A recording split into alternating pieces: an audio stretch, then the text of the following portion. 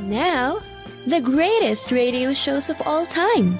Suspense. The Shadow Node. Washington calling David Harding, counter-spy. Classic radio theater. The Great Gildersleeve. Fibber McGee and Molly. Dragnet.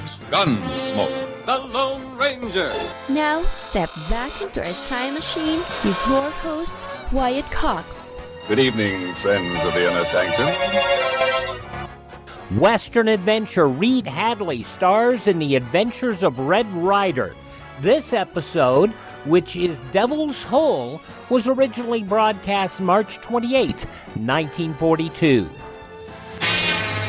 From out of the West comes Red Ryder, America's famous fighting cowboy.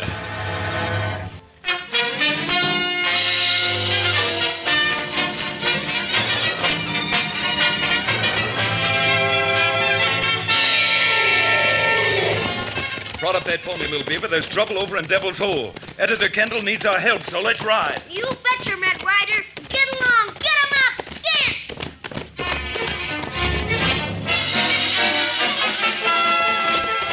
Get going, Thunder. Hit that trail. Come on, Thunder.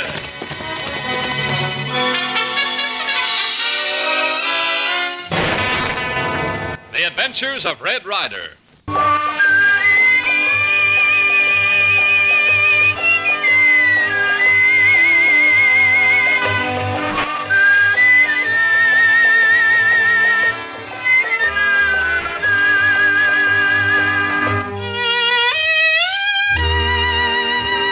Having put an end to the blazing career of the killer Duke Gregg, Red Ryder has returned with Little Beaver to Painted Valley, only to learn that in his absence, the nearby town of Devil's Hole has turned into a roaring river of frontier lawlessness, centering around Ace Hanlon's Silver Dollar Cafe. When news reaches Red that Eli Kendall, the editor and publisher of the Devil's Hole Clarion, is readying a campaign to arouse public ire against Hanlon, Red, knowing Ace's evil and vicious ways, saddles Thunder, and a moment later is churning up dust as the horse's hooves pound the rutted trail to Devil's Hole. Riding too fast for you, Little Beaver? Me keep him up pretty well, Red Ryder. You gotta make so much hurry going Devil's Hole. This isn't half hurry enough. If Eli Kendall starts any indignation meetings before we get there, Hanlon will have his hide hanging over his fence before nightfall. Then we better chase him up horses. Get him up, Papoose. Get! Lift those hoofs, Thunder. This is one time every second counts. Come on, Thunder!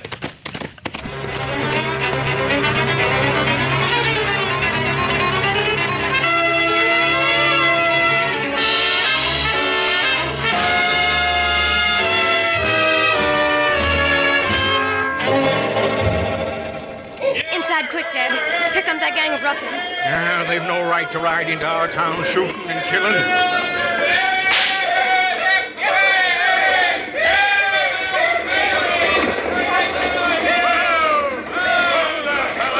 Here's the silver dollar. Out of my way, I'm ready to get inside that silver dollar and get at you. Come on, you boys. Dad, isn't it awful the way those men keep coming into town and practically blowing it apart? Beth, I'm getting mighty tired of warning that Hanlon. Getting so decent people are starting to pack up and move out. Well, Ace Hanlon's never been a model citizen, but he's never been as flagrant as this, stirring up trouble. Yeah, there's something behind it, all right, but by heaven, I'm not going to wait anymore. As editor of the newspaper, I owe an obligation to the citizens of this valley, and there's only one thing to do. Get everybody together and call an open meeting.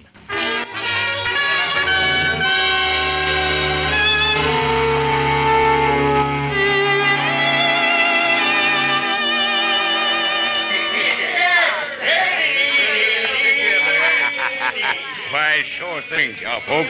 Just enjoy yourself. Your credit's good up to $500. Well, thank you, Mr. Hanlon. Thanks. You're all right, Hanlon.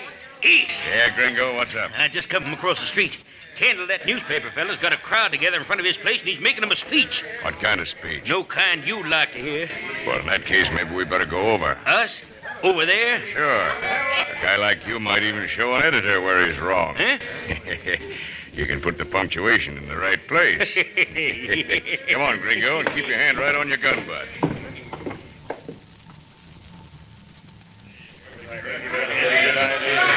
I say the This is our town, and it's up to us to see that we get law and order.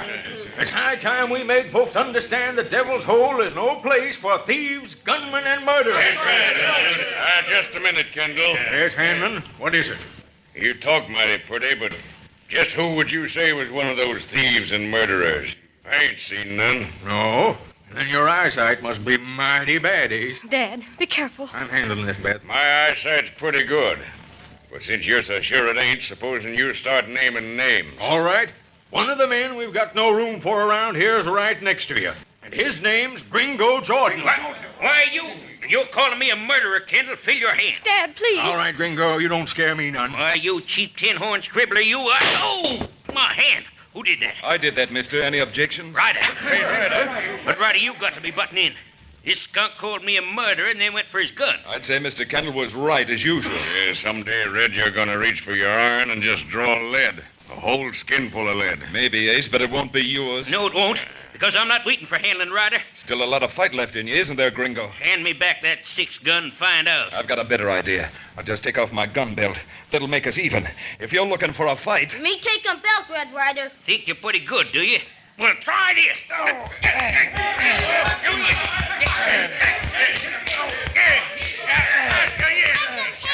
Red Ryder.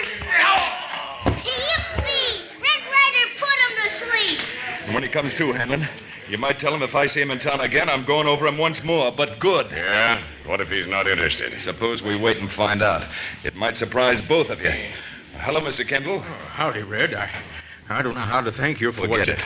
Can we mosey inside? I'd like to have a little talk with you. Why, of course. Come right along. You too, Beth. I'm sure Ryder can help us all. Come on, Little Beaver. You can practice your spelling by playing with the type.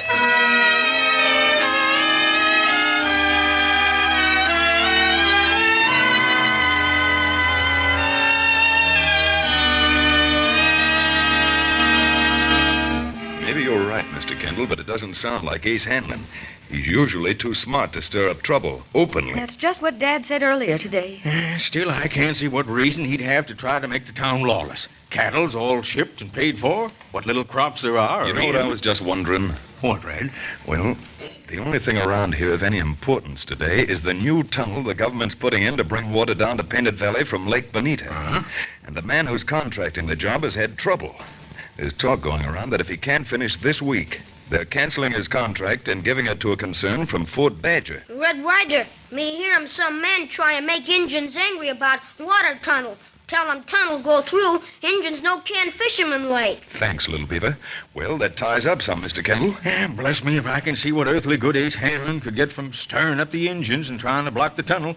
The water it'll bring goes to his ranch as well as everyone's else. Dad's right, Mr. Ryder. Ace would only be cutting his nose off to spite his face. Him funny. Ace Hanlon. Him looking plenty bad enough without him cut him nose. Never mind, Little Beaver. Well, I can't find out anything for sure sitting here and guessing. Think I'll take Thunder and ride up to the tunnel and have a look-see. Sounds like a blind trail to me, Red. I say we ought to call a mass meeting down to the town hall. Organize vigilantes if we have to, and run them gun-toting scoundrels clean out of this valley. There's no question about a mass meeting to my mind. But just talking without proof won't get us very far. Now, if I find anything out at the tunnel, we should have you elected president of the Law and Order League before sundown. Come on, Little Beaver, we're riding. Get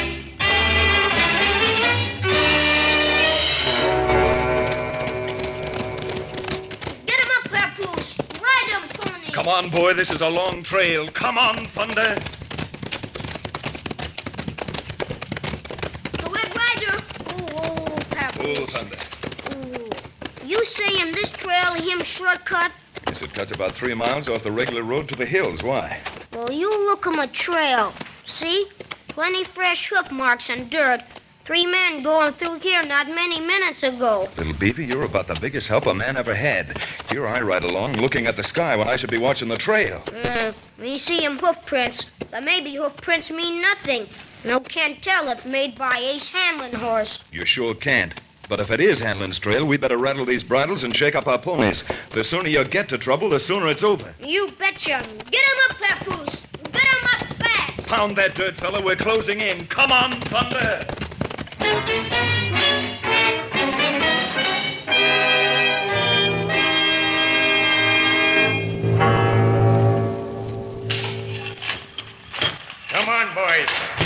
shoveling like a bunch of gophers.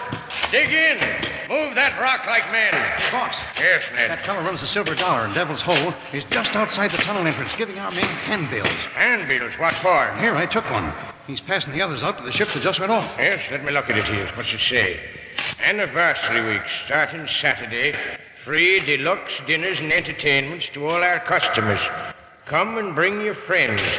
Eat, drink, and enjoy yourself at... Why, that... If our men start going down there, they're bound to get into trouble. Yeah, that's what I figured.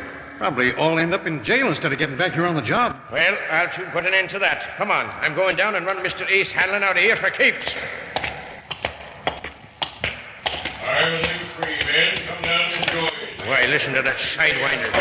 Hard says to him. Bring free party down to my place. Here you are, brother. Hanlon, I'm giving you 10 seconds to clear out of here. Well, howdy, Carney. You wouldn't be aiming to spoil the boys' fun, would you? Fun, eh? Get them down there gambling and... Ah, calm down, friend. I'm just celebrating, and a man can't celebrate very well unless he has folks around. 5 seconds of that 10 is gone, Hanlon. Yeah. Well, I'll still be here when 10 minutes are gone. 10 hours, for that matter. I doubt that, Hanlon. Red Ryder. Well, you seem to cover a lot of territory, don't you? There'll be a lot covering you, Ace, unless you do as you're told. You talk big, Red. Bigger than you can ever deliver. Mr. Carney told you to clear out of here. Well, I'm waiting. Now, let's get a few things straight, Ryder. And getting things straight might be new for you at that. I don't know, Ace. I generally shoot straight. Yeah, if you tried it this time, you'd be wrong. Dead wrong. Maybe you gents forget this tunnel's state property and nobody's ordering me off. I didn't say anything about ordering you off. I said you're getting off. Now, start walking. I've taken a lot from you, Ryder.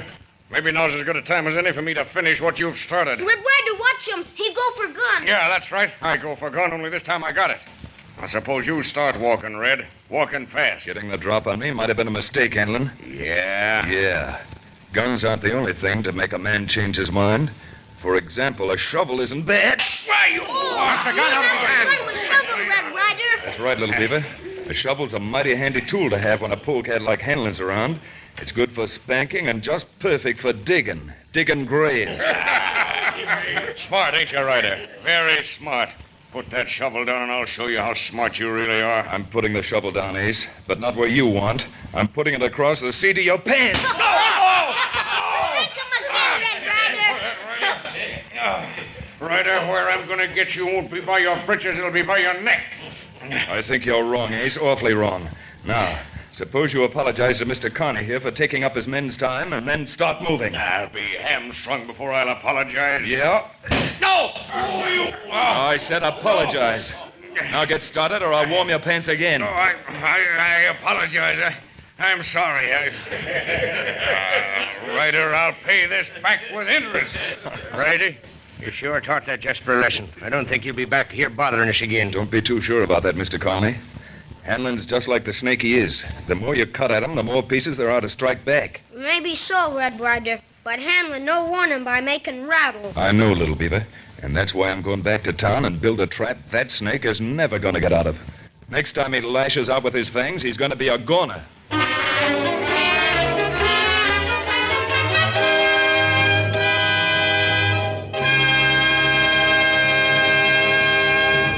We return to the Adventures of Red Ryder in just a moment.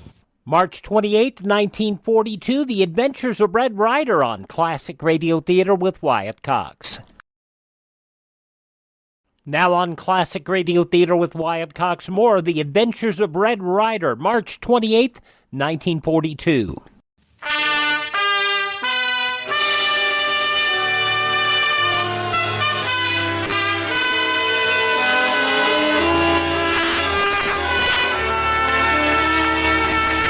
Having run Ace Hanlon out of the water tunnel Pat Carney's building, Red and Little Beaver have raced back to Devil's Hole to talk over Red's plan with Editor Kendall, while Hanlon plans his own revenge for the humiliating whipping Red has given him. Hanlon is talking to Gringo, his gun-toting lieutenant, in his office back of the Silver Dollar. Well, you can bet on this, Gringo. If it's the last thing I do, I'm going to get Red Ryder planted on the top side of Boot Hill once and for all. I wish you'd leave some for me. That side. Yeah? What is it? Hey, there's a Mr. Stark here to see you, boss. Stark? Well, have him come in, Frenchie. Here. Right through here, Mr. Stark. Come in, Stark. Come in. Howdy, Ace. Glad I found you. You know Gringo, Stark? Hi. Hello, Gringo. Hanlon, I promised you $10,000 if you'd see that Carney didn't finish that tunnel. And I got the contract. Now... Hold up, Stark. I made a bargain, and you're living up to it. Yeah, well, I'm not, unless Carney closes down tomorrow.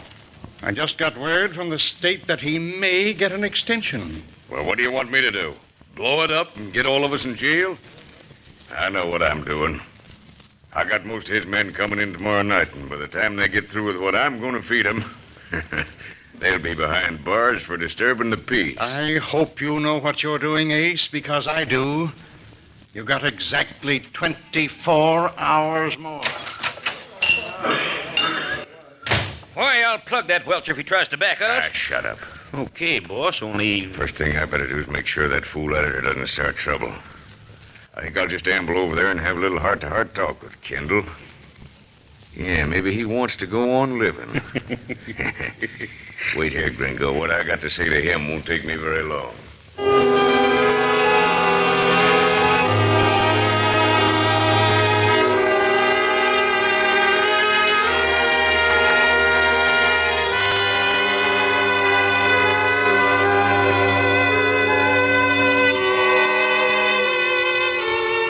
Mr. Ryder, stirring up Ace Hanlon like you did is only going to make it worse. You're right. Me tell him, Red Ryder, same thing. Now, wait, if you'll only let me finish. I've got the proof I wanted, or mighty close to it. Now, anybody can try and fix things with gun law, but no matter what way it ends up, some innocent people are going to lose their lives. Well, then what do you suggest? Getting out a special edition of the Clarion, telling the facts. Telling every citizen in Painted Valley that Hanlon's trying to stop Pat Carney from finishing that water tunnel. I agree with that. Public sentiment is a lot better than hot lead. But how can I print anything I'm not absolutely sure of, Red? Don't you see that... Look, here come Hanlon now, and he walking toward this office. Why, that... Oh, wait. You three get in the back. Yes. Go into the press room and stay there. I'll talk to Hanlon. But, now, go on. He's almost at the door. Well, all right, but I don't know... Mr. Kendall, where's your pen? Pen? Under them papers on the desk. Thanks. Here we are. Now for the inkwell. Hello, Hanlon. Come right in. This may interest you. What are you doing here, Ryder? Where's Kendall? Kendall's gone for the day. I'm the new editor. Oh. Well, in that case, maybe I better talk to you. Talk to me about what? Some advertising I'd like to run in the Clarion, announcing the big anniversary celebration the Silver Dollar's having starting tomorrow. I wouldn't worry too much about tomorrow if I were you, Hanlon. No? No. By the time this editorial I'm writing is printed, Devil's Hole in Painted Valley won't be the healthiest place for you. And why not? Because we're telling our readers that Ace Hanlon's been hired to see that Pat Carney doesn't finish that water tunnel. We got laws in this country. Laws to stop people like you from slandering a man's character. Those laws are only good when a man's got character to start with, Ace. Why, Well, since I'm a law-abiding man, Ryder, print that, and we'll see whose side the law is really on. But if you do print it, make sure you keep your 6-gun handy because you'll be needing it. Maybe. But all I've needed so far is a shovel. When I get through with you, you'll be needing a shovel and flowers. So long, Ace, and be sure to get the extra edition of tonight's Clarion. Your name will be all over it. Red, what are you up to? What sort of trouble are you getting me into with Hanlon? Me hear him through door in printing press room. Hanlon, he am plenty angry, Red Ryder. He's going to be madder than that when he reads our special edition. We can't print any story about Hanlon and the water tunnel, Red, without proof. I promised you the proof, didn't I? Well, yes, I guess so. Dad, Mr. Ryder's never broken a promise to anyone. And I don't aim to now. Now, how soon can you print a paper, Mr. Kendall? Well, Judd, that's my printer. He's gone home for supper. Probably could set it up and run it out tonight. Good. Then let's all go over to Mrs. Patton's lunchroom for a bite to eat and get back here after dinner. Maybe Ace Hanlon doesn't recognize laws, but this time he's going to feel the power of the press.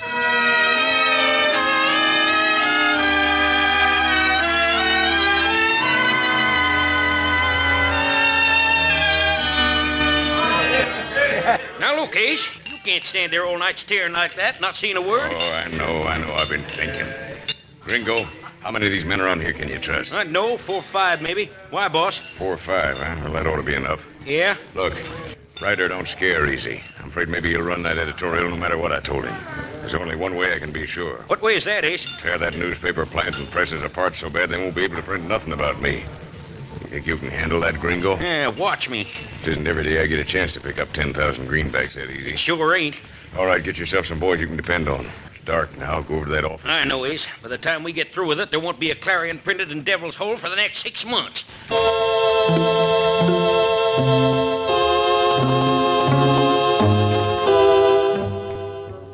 In 1942, The Adventures of Red Ryder was strictly a West Coast program sponsored by Langendorf Bread. March 28, 1942, Reed Hadley, The Adventures of Red Ryder. The conclusion follows these messages from your favorite station. You're listening to Classic Radio Theater with Wyatt Cox.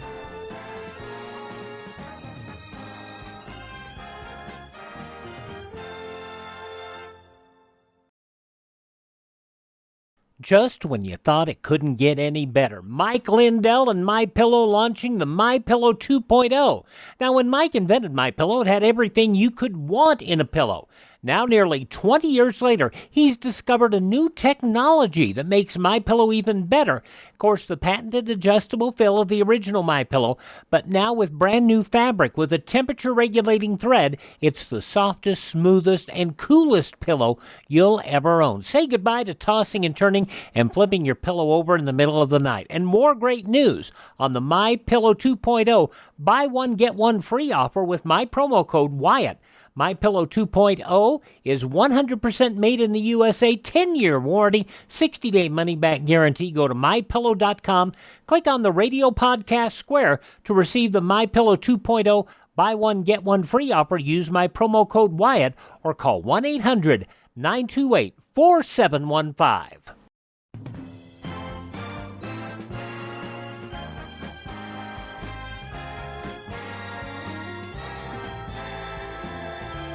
Now on Classic Radio Theater with Wyatt Cox, the conclusion of The Adventures of Red Ryder, starring Reed Hadley, March 28, 1942, Devil's Hole. All right, Buck, smash that lock. All right. That does it. Nice work. Now, come on, let's go in there and get to work. Well, this is going to be easy. Lash, Springer, you two start with them sledges on the printing press. You come with me, Buck. I'll lock the front door. We'll pile up this paper and put a match to it. Yeah, that's the way, boys. Smash it good. Let me see him try and print a paper on that. Got that match ready, Buck? Right here. Now put that kerosene on it and let's get... Gringo, look, out that front window. That's Ryder and them Kendalls are coming. Let them come. We fixed them presses so they won't do the printing. Throw that match on this paper, Buck, and then let's go. Come on, here they come. Out the back door. Keep them going. Come on. Look, Mr. Kendall, they went out the back way. Little Beaver, put out that fire. Me put 'em out fire, Red Ryder. Oh, Dad, everything's been smashed to bits. They got away up the back alley. Yeah, there's no question about this. This is Hanlon's work, all right. Fire. Him out all right, Red Ryder. Good, Little Beaver, good.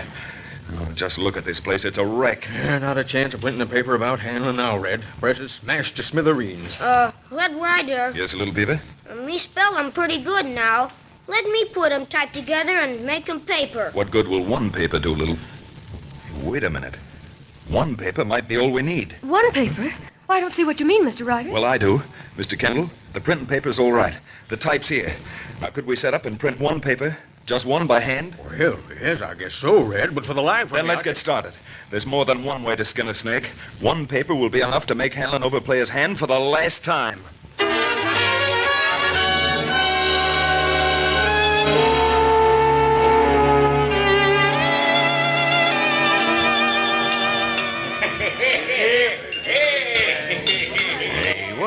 What are you doing in here, Injun? Me looking for Mr. Ace Hanlon. Hey, the boss, eh?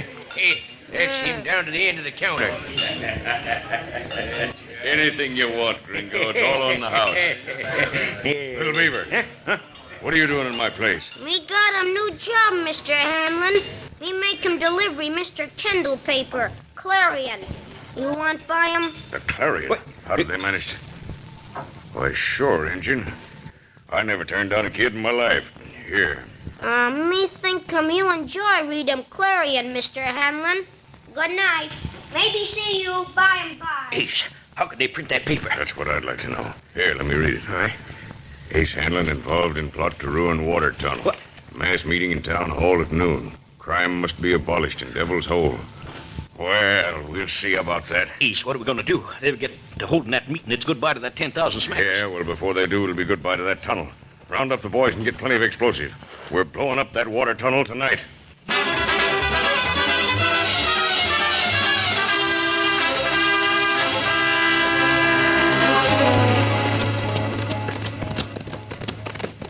All right, men, far enough. Oh, there. Dismount. What do we do with this explosive, Ace? Carry it into the tunnel. There's no one there. It's dark. Now watch it, Gringo.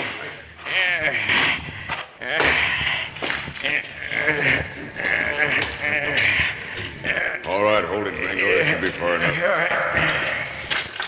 Now set those fuses and be quick about it. We got to get back to town before Don't somebody... worry, Hanlon. You are going back to town. Red Ryder, where are you?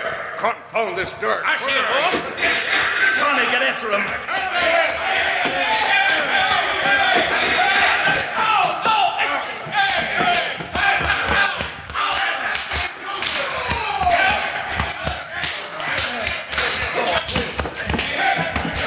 I told you I'd get you, Red. I've got you right where I... Got me, have you? All right, grab his gun, Little Beaver. We got him, Hanlon's gun. Good. Then I'll give him this instead. Hey, now we'll get these handcuffs on him, and I think it'll be the last we'll be hearing from Mr. Ace Hanlon for some time. Hey, golly, me men rounded up the lot of them, right? And sure, and I don't feel that I can ever thank you enough. Don't thank me, Connie. Thank Little Beaver. It was his idea to print one paper. Me think but Red Ryder knowing what to do about him. Ryder, as editor of the paper and a representative of the whole valley, you've done a wonderful job. It's only half done, Mr. Kendall. I'm sure Hanlon's going to get to jail this time. But the rest of the job will be to make sure he's convicted. All right, help me get Hanlon up, Little Beaver, and let's get back to town. I won't sleep well tonight until I know Ace Hanlon's locked safe behind bars.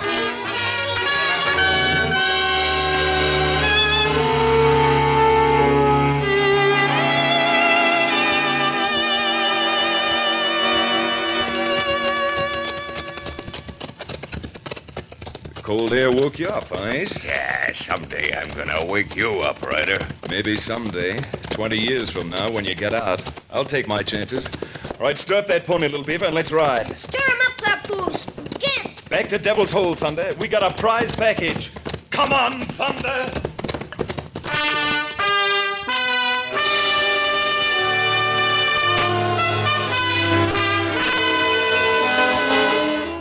Well, folks, it seems like this puts the finishing touches on Mr. Ace Hanlon.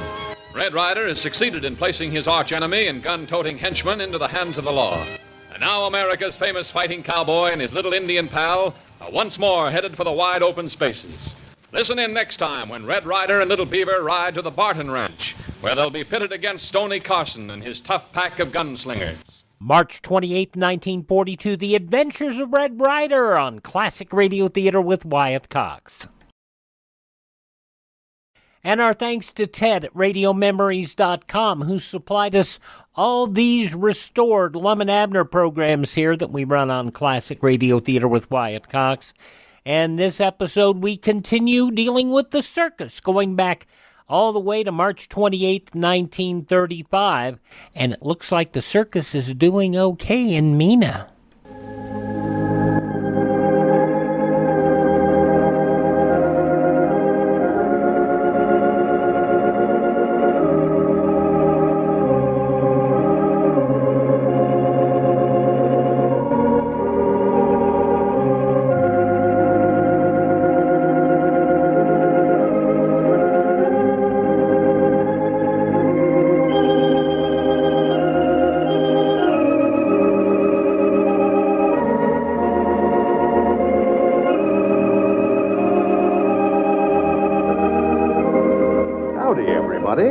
Here we are, all ready to take you down to Pine Ridge for another visit with Lum and Abner. And now, let's see what's happening down in Pine Ridge. When we left Lum and Abner yesterday, they had just closed a deal to have their circus moved into the county seat. As we look in on Pine Ridge today, we find that the circus has been moved to the new location and will open this afternoon with Squire Skimp in charge. Grandpap has left the store in charge of Abner and Cedric Weehunt for a few moments. Someone is just entering the front door. Listen. Who is it, Cedric? Who is it? I can't see a thing with these spectacles on. I don't know. I think it's Mr. Lum. He's so far off I can't hardly tell. Well, what you fellers doing sitting here? I swan, Mr. Lum. I thought you was 100 yards off there. Yeah, I heard you, but I couldn't see you. I spoke to you fellers 3 times, but I reckon I weren't close enough for you to hear me. These spectacles of mine makes things look a heap closer to me in the air. Yeah, well, how do your spectacles feel now, Lum? Has your eyes got set to them yet? No, they're still bothering me a little. I can't get used to things looking so close to me this way. They magnify. Yeah. Mine makes things look far away from me, sort of. Well, it's a good thing you got 'em then. That shows you're far-sighted. Well, sir, I still can't see a thing out of mine. Let's see them things, Abner. You ought to be able to see something out of 'em. Oh, well, I can see folks moving, but I can't tell who it is. It's sort of blurred like. Mm-hmm. Let me try 'em on there. My eyes have just been burning like fire. Well, no wonder. Look how red they are. Huh? Your eyes is all red. Granny, it's a good thing you got them specs when you did. You'd have been blind for long. What you wallering your eyes around that way for? Look like a dying calf in a hailstorm. Well, I'm just trying to see how red my eyes are, but I can't do it. I ought to have a looking glass, then I could. I bet. Granny's Abner, I can't see nothing out of these things neither. Your eyes are in bad shape. Hey, let me try them of yours, Lum. I'm getting sort of uneasy about myself. I might be going plumb blind here. Yeah, slip them on. There. Oh, my goodness, Lum, get that thing off of me. Get him off, Lum. Get him off. Get what Get him off? What are you talking about? That varmint there on my arm. Get him off. Knock him off there, Lum. You mean right there? Yeah, get the sugar scoop there and knock him off of there. Oh, for goodness sakes, Abner. Ain't nothing but a little old fly. Well, that's the biggest one I ever seen.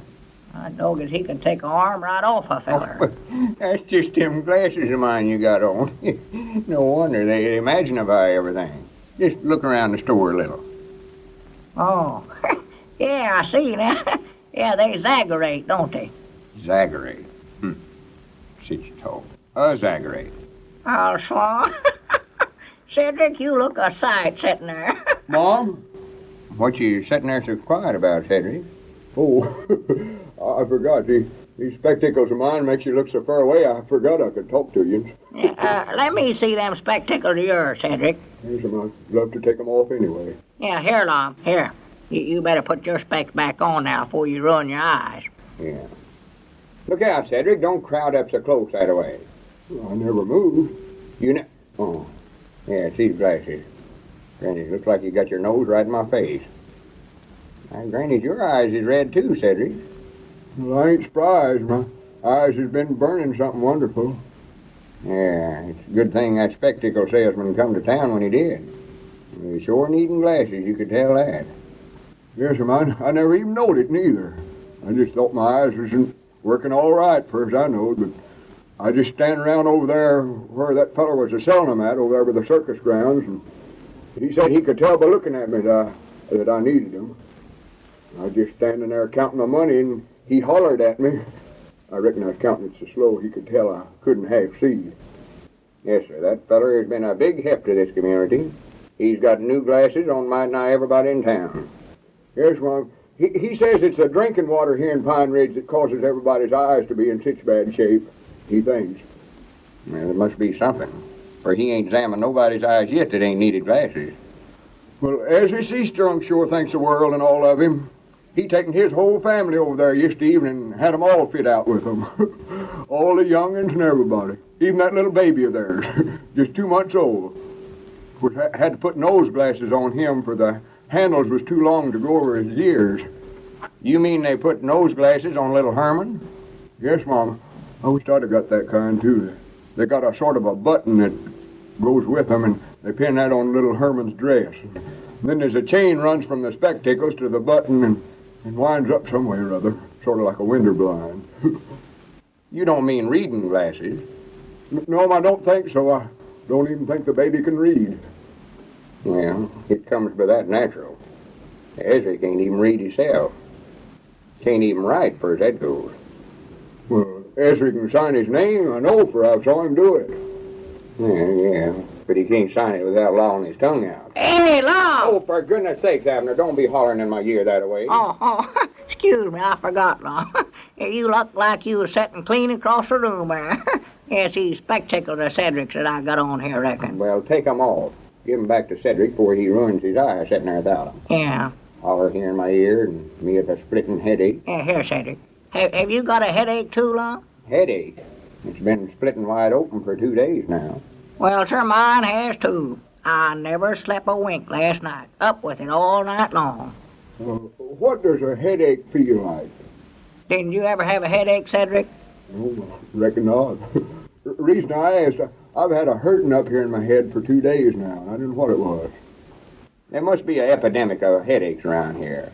Everybody I've saw's got a headache. Well, Elizabeth said that she thinks maybe it's my eyes, but I know it ain't, or these spectacles would have stopped it. No, couldn't be your eyes, but we've got them all took care of. Yeah, that's what I say.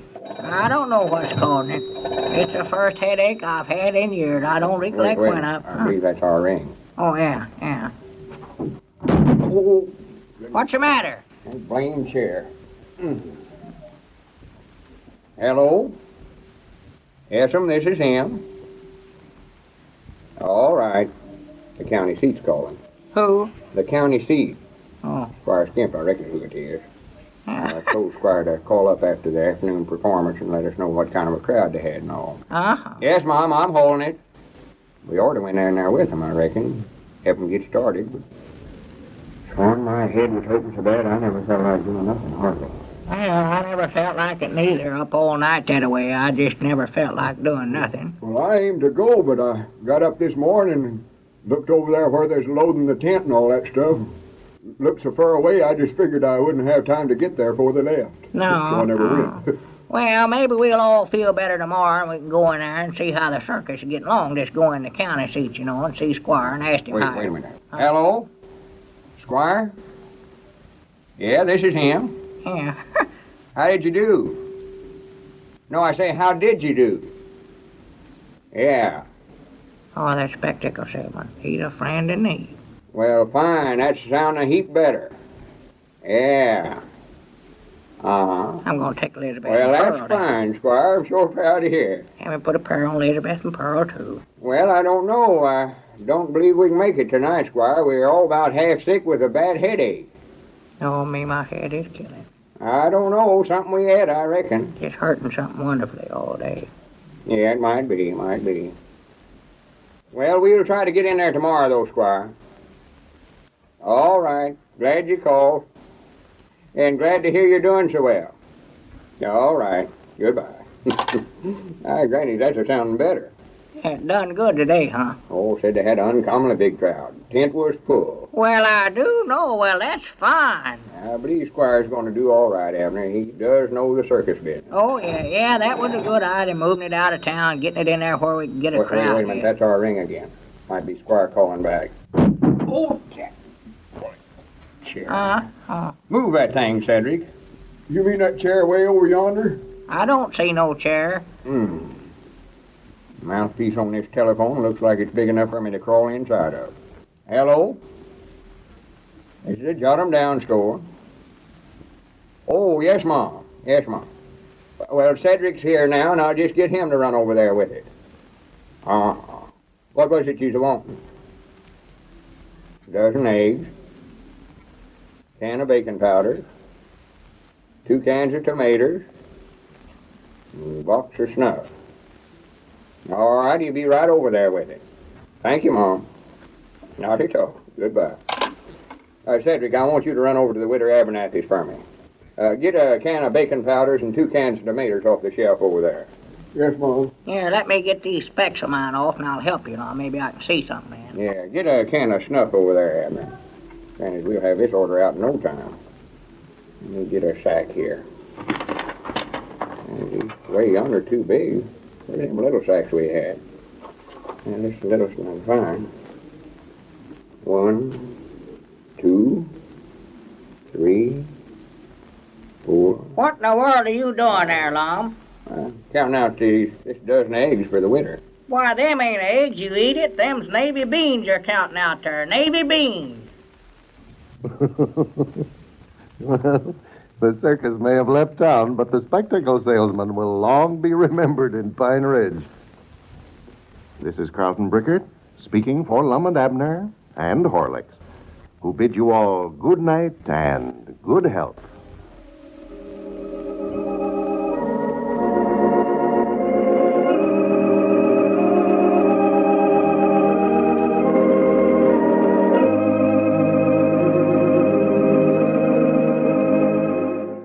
The boys don't understand those glasses are bad. They need to take them off.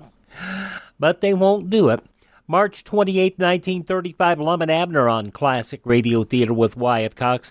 Thanks to Ted at RadioMemories.com, who provides us all these great programs you're hearing in probably better quality than they were broadcast in.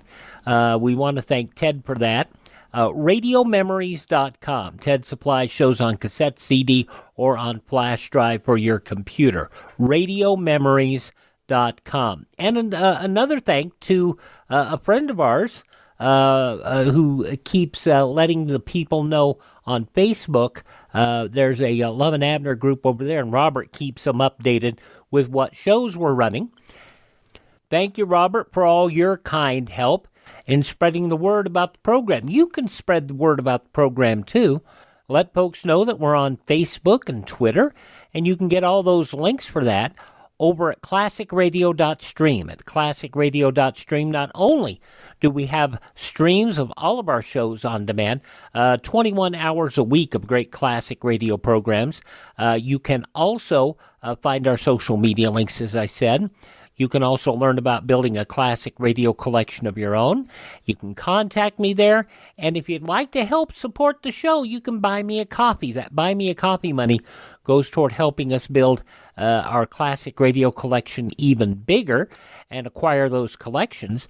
And it also helps us not only do all of that, but also helps us maintain our distribution channels. Being an independent program now, not associated with a radio network, it's a little more challenging, but we still get it done for you each and every day. That's all at classicradio.stream, classicradio.stream. Thanks for tuning in. Tell all your friends the great radio shows, the greatest of all time, are right here at this spot on the dial. Classic Radio Theater with Wyatt Cox on your favorite radio station.